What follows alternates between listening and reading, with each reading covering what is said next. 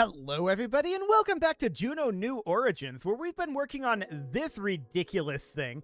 And one of the main issues that it has right now is it has a distinct lack of a tail. That's a big problem right now because that spin that we go into, that is tail stabilized. So how do we want to solve that? I'm not sure. I did just set up our staging and I put turning on these two wheels here. So let's see how that feels, but I'm not entirely convinced that this is a good idea. We'll see. I mean, I'm not entirely convinced that any of this is a good idea.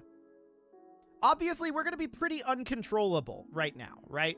So that is definitely a concern. And let's get these engines activated. Okay, yeah, so stabilization is definitely something that we need to do. However, the additional turning wheels do help. There's no doubt about that. But, oh boy, this thing rocks all over the place. Yeah. So, I mean, that's a bit of a problem. No doubt about that. Let's go ahead and pull this back. And we need to think, I think, about how we might want to do this. So, this is a kind of strange thing to do, I think. And we also need to think about how we want to prevent it going out of the back, because that will be a problem going forward. So that is a concern and a significant one. Out of curiosity, hang on. I want to try something. This is very dumb, okay? This is extraordinarily dumb, but I want to try it. So we're going to have these landing legs extend and our engines are active at this point. So we're currently using our retention mechanism to hold this in place.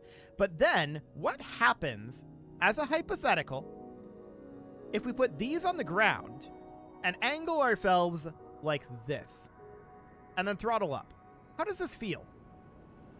I mean, we're going to have a lot of friction, right? And we're going to have no ability to steer whatsoever. So that's going to be exciting.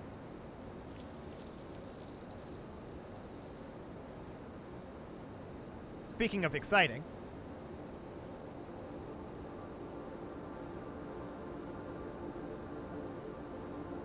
very interesting how this thing likes to sit.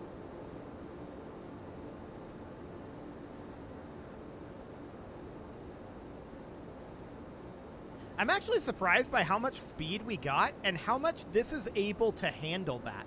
We're just skiing around on that. Which is certainly intriguing. No doubt about that. But yeah, we need to be able to handle that spin. The spin is the primary issue at this point. We can't really maintain attitude. So that means that we need something that is not attached to this that regulates our spin. So I'm going to duplicate this guy. I'm going to put it here. Okay? And then I'm going to move this up like so. I'm going to duplicate it again, and I'm going to put it out over here. Going to move it up as well to be about like that. Then we're going to want to have this be a little longer, although I'm thinking maybe that's not the way we want to handle this, because instead we could simply put this guy up on top of here, right? Have it be something like that. And then, of course, we could duplicate this. I'm wondering... That's interesting. So then... right. This really doesn't like to do what I want it to do, but that's okay. So we would then do this, and we would duplicate that, and make sure that it is attached up top like this, but this is facing the wrong direction now, right? So we would need to rotate it around like that. Yes. And then we would need to make sure that these are evenly spaced. So what that ends up meaning is that we would need to use the move tool here and check this X position, and we would set this as the same X position, but negated, like that. Now, this here, I would like to move over to be actually that same exact X position, but negated. And then this would be the exact same X position, so like that. Interesting how these still stick out a little bit, even though they are in quite literally the same X position. Fascinating. It doesn't really matter, but that's odd. Okay, so now what I want to do is I want to take this guy, right? I want to duplicate that, and I want to have it be attached like that. Okay. And you might ask, what is the point behind that? Well, I want to bring this over to be like that, with the idea being this is going to give us a platform. And yeah, I don't really like what's going on there, but this is going to give us a platform to put a tail on, is the idea. So then we can duplicate this again and have it be something like this at a, ideally, I'm not sure why this angle is changing. It's not actually a different angle, but something kind of like this. This is a very strange structure, right? No doubt about that. But let's make that exactly centered. And then let's see what it feels like if we just slap a tail fin onto it. I have no idea what that's going to be like. Now, this is at 125 degrees. This is 10. This is 20. I don't think that's actually any different. Let's rotate this all the way around. So I want it to be going this direction with the control surface at the back. And then we're going to have the control surface be all the way back here. Like that. I want this to be quite tall.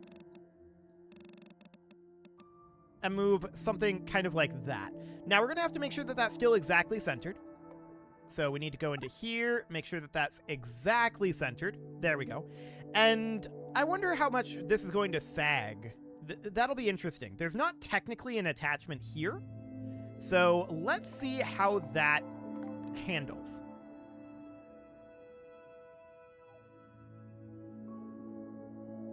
Interesting.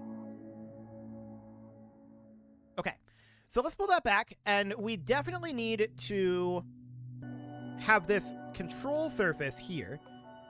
The control surface needs to be... That's weird. Is this not a control surface back here? It's colored like it's a control surface, but it's putting the control surface on the front. Okay, I guess we need to turn this around again and change the positioning of this to be about like that or so. Sure, something like that. Okay, so this control surface should be, it's set to roll right now. I would like this to be on yaw. Okay. So something along the lines of that. Let's make sure that this is still centered. It was slightly off. There we go. And let's see what this feels like with a little bit of a stabilizer there. That should help. I don't know that that's going to solve the problem. Okay. So let's accelerate this on forward. Looks like this is maybe being retained a bit, which is not ideal. We're still wanting to drift off to the side, but we know that that's a regular problem, right? That's an issue that our previous plane design had as well. The stabilizer is helping, but it is by no means fixing the problem. Okay. And yeah, once we get up above a certain speed, we just lose all control. So that's understood. What happens if we give this no inputs, but we tell it to lock the current heading?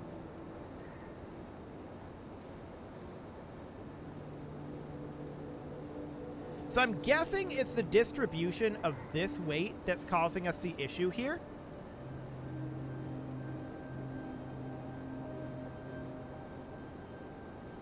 Why are we not moving at all now? Hang on, this should be moving quite a lot.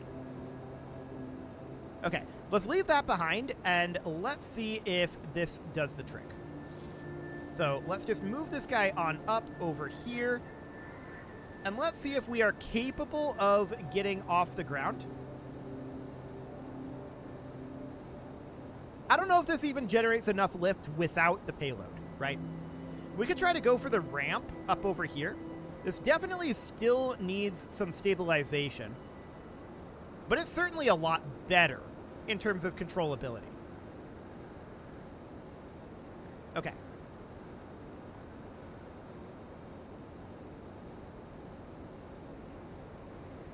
We almost made it off the ground there.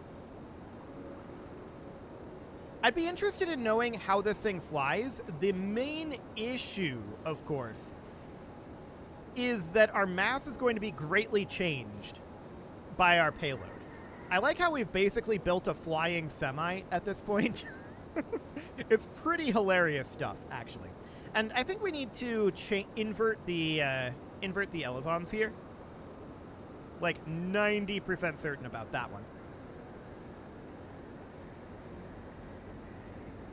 The wheels are currently fighting against the motors in the wheels are currently fighting against the jet turbines, which is, of course, non-ideal. I guess we're going out here now. Okay. Ooh. That was exciting. Not exactly the way we wanted to go, but sure. That was an intriguing experiment there. Okay, let's pull this back for now. And the main question is, do we need to invert these elevons? And I think we do. Let's see here. So this would be inverted here, and this one should be inverted as well. Okay, so that's fine. We could also potentially have multiple of these stabilizer fins, which may not be a bad idea. So if we were to duplicate this, right, we could put it right about here. And then we could go into this, and we could say this X position should be, say, 1.25. And the Y position is 4.93. Okay, so 4.93, that was 0.96. 0.93, and then this should be negative 1.25. So it would be something like that. And then we would duplicate the fin, and the fin would go right on here, right? And we'd need to duplicate those positions as well. So we would need the Z position would be exactly the same. The Y position should be exactly the same. And then we would have this be negative 1.25. And then this would be 1.25. So that would increase our stabilization in theory. In theory. Let's see how that goes. So we now know for a fact that our crate can still fall out of this. No doubt about that one. Let's extend our landing legs here to hold it in place a little bit more. And let's throttle this on up. And there it goes a bit. Hilarious. Okay. I do not want this to be doing anything there, and it's not.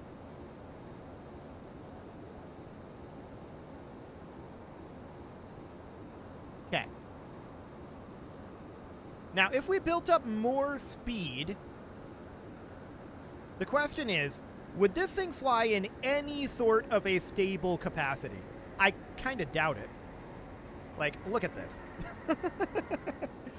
Yeah, it's the crate, I think, that's causing the majority of that problem, but let's just bring this on over here without the crate. If we can get this airborne without the crate, then that's a step in the right direction, right? So the main issue right now remains the fact that this thing really wants to spin to the side. And it doesn't seem to matter which side it is, it just wants to spin. Like, it really doesn't matter which side it ends up being. So currently you can see that we're moving... Oh, hello.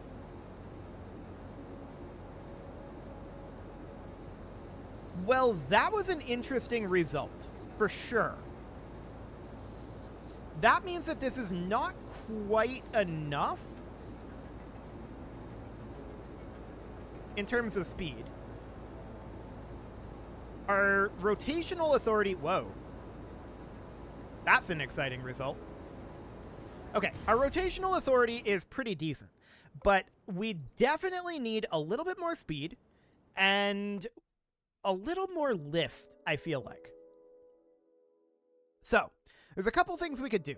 We could replace these wheels here with additional wings intended to provide additional lift. We can also increase the size of these jet engines, so that can go up to 200 and this could go up to 200. That's now maximum, and the question is, what does that do to our... Let's see here. What does that do to our center of mass versus center of lift? Okay, so we can see our center of lift is a little low compared to our current center of mass. I don't know if this is taking this into account. That's an interesting question, actually. That's a very interesting question. Let's see what this feels like just with the larger turbofans. Okay, so we'll throttle this up and hold the crate in place as best we can. You can see this definitely wants to careen off to the side, and I'm still not entirely sure why it wants to turn so badly. Because it should, in theory, be perfectly mirrored. But I think a large amount of that is the fact that the crate is loose. I think that's a very large amount of it. So the question is, if we attached the crate, which we can do, if we attached the crate, how much would that improve? Now, we wouldn't be able to detach the crate when we get to our destination, right? That would be a significant issue. So the crate should, I think, be attached now. So let's just position this slightly differently. Let's move it up to here. Make sure that its X position is exactly 0. There we go. I believe the crate is now attached and cannot be detached easily. We could have like an interstage in here that is intended to release the crate, in theory. Let's see how that feels. The crate is not moving around in the same way. We're still drifting off to the side, but we know we had this side drift issue on the runway with our previous plane as well, right? So that's not that big of a surprise.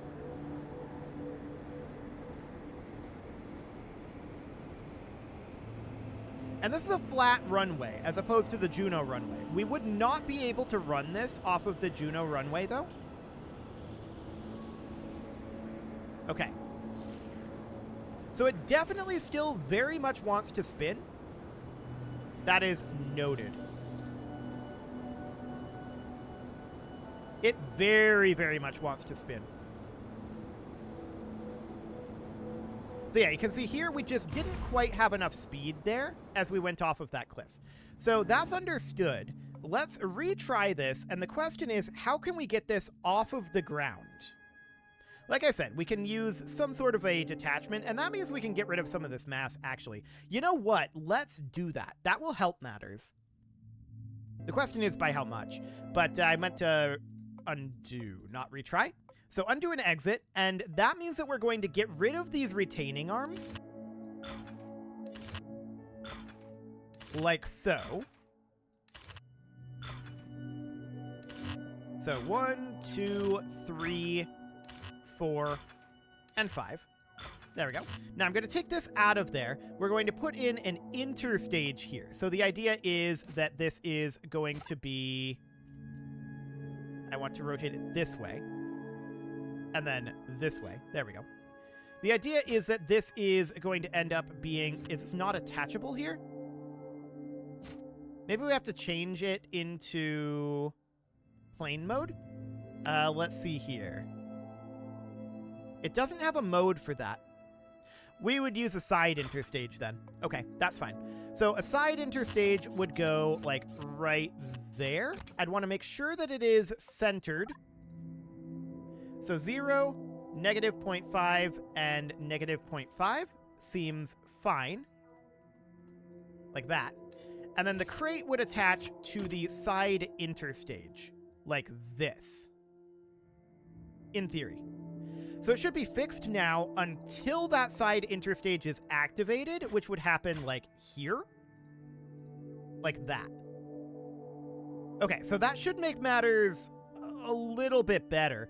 Now, in terms of why it would be turning to the side like that, I don't really have an explanation. Like, we can see here that everything should be centered. The only major issue is that our center of lift is here and our center of mass is up here, right? So elevating up our wings somewhat might not be a bad idea. We could potentially do that with something like this, which would then need to be positioned correctly. So this would be an X position of 2, a Y position of -0.5, and this Z position is probably fine. Then we would be able to elevate this wing up to be, you know, somewhere like here, and then we would need to rotate it appropriately, which would be this direction, like that. And then we'd be able to not do that. That's going to undo this, unfortunately. We know that this needed to go like that. Okay, so now we'd need to do the same thing over on this side. So I'm going to delete that. We're going to put in this guy, and we're going to attach it like that, rotate it up, and we know that this should be at -2, -0.5, and exactly the same Z position. So I'm going to grab this Z position, and we're going to put that there. Okay, so that is now on the correct side there. And we would then duplicate the wing here, and that would be attached. Well, we need to rotate it.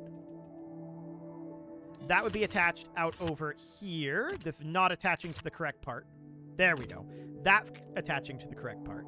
Then we duplicate the engine here, and the engine would get attached out over here, and then this would get rotated like so, and we'd need to get the positioning set up correctly.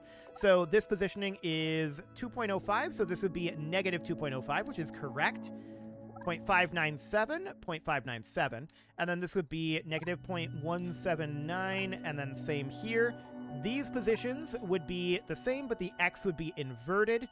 There we go. And then the Y position should be identical, and the Z position should also be identical. So something like that, and now you can see that our center of lift is slightly too high. So I'm going to put the Y position here at 0.5, and the Y position here at 0.5. Still a little too high. Let's try 0.4. And 0.4. That's pretty close, but it's not quite there yet. 0.3, not 0.6. 0.3. And 0.3. That is very, very close to being correct there. Now we could theoretically undersling the engines, but I think I'm not going to do that yet. Let's put this out on the pad and see how it feels like this. Okay, so this is definitely some changes.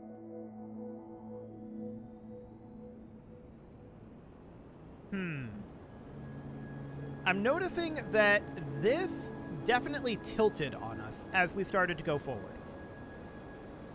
It is loose. It is not attached.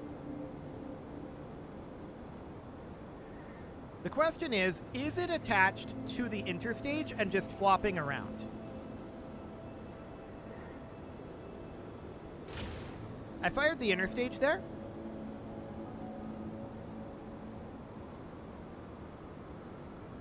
Fascinating. Okay, we of course have very little ability to steer this while these are up like this. So let's take those down. Okay.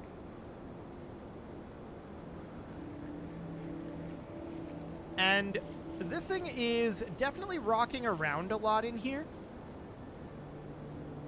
And it's no longer straight, which isn't ideal. So the deployment mechanism is definitely going to require some work. It was attached to the interstage, but it was still flying around, so that is noted. We still have a pretty big desire to turn. That's for sure, as you can see by this. anytime we... Well, this is mostly, I think, due to crappy aerodynamics. I think that's very, very clear. I mean, the aerodynamics of this, it's a semi, right?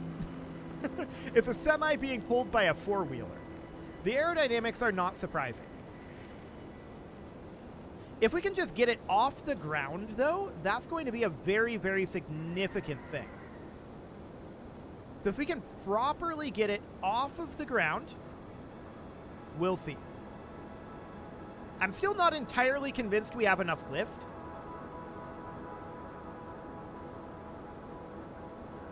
But let's head off this direction for now. And you can see just how much fuel we're burning here. Ooh, okay. We ended up losing our desired payload there. Okay, so this is definitely starting to look very interesting. So this is San's payload, right? There's no payload here at all, but this is starting to get almost plane-like. Almost. Note how we're still not really able to get off the ground here. Okay, so we lost our wing there. That's understood. One thing that we need to do, for sure, is we need to invert our roll authority. So that is the wrong way right now. So the roll needs to be uninverted. There we go. That's fine. Now, I think we're not generating quite enough lift with this yet. We could think about putting in another set of wings. So we could raise these wings up and put in another set of wings, or drop these back down and put another set above them in order to generate additional lift. So that's an interesting option for sure. Let's put this down at a Y position. I want to select the wing here at a Y position of, say, -0.5. And this one here could be -0.5 as well. So it would be something like that. And then we would duplicate the wing and attach that up here, right? And then we would rotate that to go this direction, but it's a little off, I think, in this rotation angle. So it needs to go like that. Okay, yep. So that looks relatively fine. And then we would need to move this up, of course. So this Y position should be like at least 1.5 even. Even that's a little on the low side. And you can see it's not angled exactly the way we want it to. So this angle should be at 0. This angle should be at 0. This angle should be at -90. Okay, there we go. That's angled the way we want that to be. Now, in terms of the position, I'm going to put it at like 1.6, like that. And then we'll duplicate that and put this over on this side. There we go. And we know that this needs to get rotated like that. There we go. Y position of 1.6. And then I'm just going to steal the X position here and the Z position. Make sure that that's perfectly lined up. And it looks like it is. So that'll generate us some additional lift in theory. Let's see what that ends up doing. Real quick here. It is the end of the episode, but we are making some solid progress on this, and I would very much like to see how this ends up going. So we know that we're going to have some stability issues on the ground. It felt pretty decent in terms of stability once it was in the air. This clearly needs to be handled. We need to rectify this situation with the payload rocking around like that. It is absolutely an issue. And it's a big part of why we're wanting to spin so much. Okay, that wasn't great. Well, the car survived. Excellent. So we need to rectify that spinning situation, but overall, I think we're in a position right now where this would probably fly and be reasonably controllable, which is wild. We just need to get it off the ground up to speed. We need to go straight for long enough to get it up to speed. Now, one thing we might want to consider doing is swapping our wheels or turning down the torque on them, which might be an interesting thing to do. But that is something for next episode. You can leave your offerings to the engagement gods in the form of likes, comments, subscribes, and bell ringings, and a very special thank you to all of the channel members for making this video possible, including ALS Gamer, Atala, Andy Magar, Ali Lee, Dark Horse, Xenocyte, Hiro Marutsu, Upper Cumberland Gamers, Nick Smarty, Dimitri H, Punching the Microphone, The Lounge SGL, and all the rest. And of course, you. Thank you for watching. If you'd like to support the channel, you can click the join button down below the video, and as always, I will see you all next time.